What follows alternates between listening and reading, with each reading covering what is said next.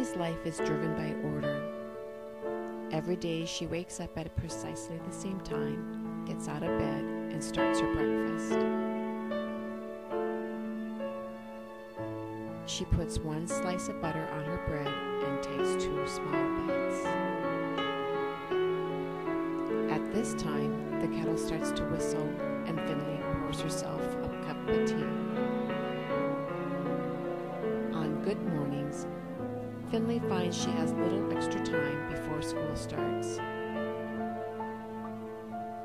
These days, Finley will productively rearrange the knickknacks on her desk or file her school papers. At 7:30, Finley leaves for school.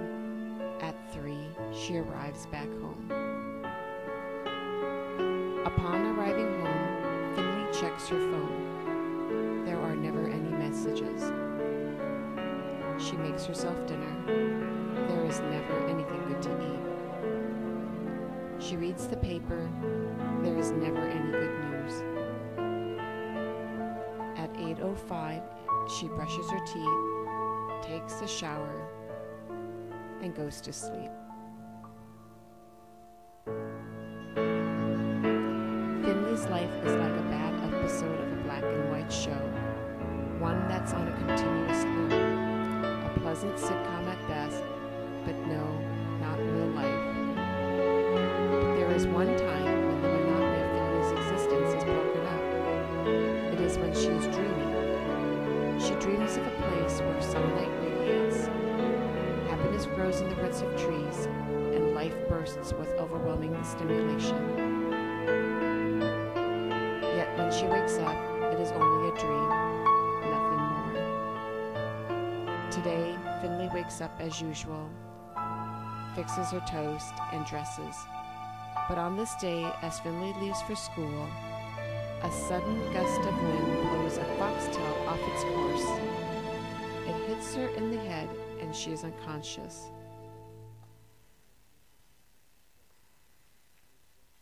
Finley opens her eyes. She doesn't recognize this room, with a window that shines like the sun, but there is something peculiar about it. The light is like nothing she has ever seen before. Finley has no words to describe it. Popping, loud, intense. She goes towards the window and looks through to the most amazing sight her gray eyes had ever seen. Streaks, blobs, figures saturated with that thing. The ringmaster touches her hand, and she is shocked to find that she is now popping with that indescribable substance. Color, he tells her. For the first time, Finley is greeted by friends. They promise to show her the world as she has never seen it. Finley discovers the northern lights, and her heart fills up with so much wonder that she feels like she will float away. She sees Paris at night, and her veins are flooded with passionate electricity. She is led into a forest full of lavender, and her soul is infused with fragrant hope. But she must go back to her own world, the ringmaster says. Finley begs him to reconsider. She wants to stay in the world where she has had her first taste of meaning. There is nothing anyone can do. The color fades from her fingertips, and she fades from their world.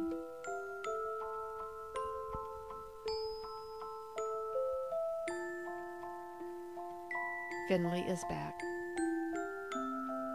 The colors of her dreams are gone. Despair sets in. But as a hand reaches out to Finley,